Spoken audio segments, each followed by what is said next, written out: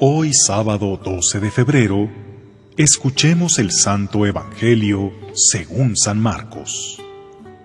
En aquellos días, vio Jesús que lo seguía mucha gente y no tenían qué comer.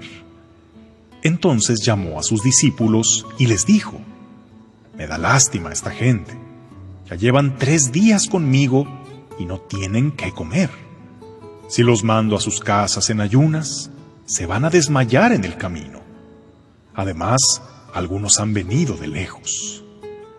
Sus discípulos le respondieron: «¿Y dónde se puede conseguir pan aquí en despoblado para que coma esta gente?».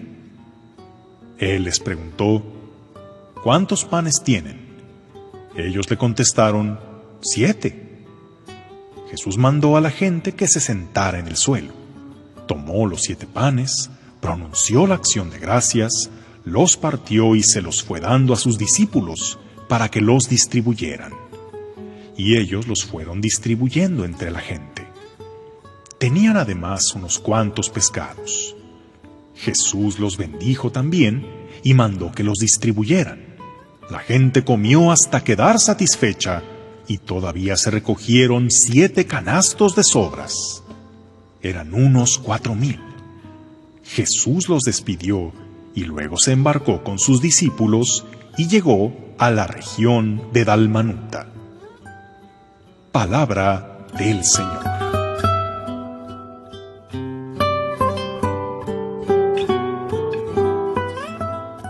Hay multiplicaciones que dividen y hay divisiones que multiplican. Parece un simple juego de palabras, pero es una realidad que se refleja en las 2 lecturas de la liturgia de hoy. Primero, hay multiplicaciones que dividen. En la lectura del primer libro de los Reyes, desde ayer veíamos cómo se dio la división del reino de Israel, iniciado con Saúl, consolidado por David y llevado a su apogeo con Salomón. Pero con él mismo se inició la decadencia. La división comenzó, paradójicamente, con una multiplicación. Salomón tuvo cientos de esposas y concubinas extranjeras, a las cuales permitió introducir el culto a sus ídolos, rompiendo así con la cláusula más sagrada de la alianza de Dios con su pueblo: «Yo, el Señor, soy el único Dios, no tendrás otros dioses fuera de mí». Empezaron a proliferar cultos a ídolos como Baal, Astarté, Moloc. Les construyeron altares. Y ya que no se puede servir a 2 amos, mucho menos a muchos dioses, esa multiplicación trajo una división de nefastas consecuencias. Surge un revolucionario llamado Roboam, que se subleva contra la tiranía de Roboam. Surge un revolucionario de nombre Jeroboam, que se subleva contra la tiranía de Roboam, hijo de Salomón, y le arrebata 10 de las 12 tribus, quedando desde entonces la división del reino de Israel al norte y el reino de Judá al sur. Hermanos, siempre en guerra. Pero además de la separación política, viene el cisma religioso, cuando Jeroboam decide, para no tener que ir al templo de Jerusalén, construir santuarios en su territorio, donde la gente acudiría a ofrecer sacrificios a los becerros idolátricos que había construido. Multiplicó los altares y sacerdotes, provocando así la división en lo que era el vínculo más importante de su unidad e identidad: la fe en el único Señor, llegando así esta dinastía a su decadencia y su exterminio.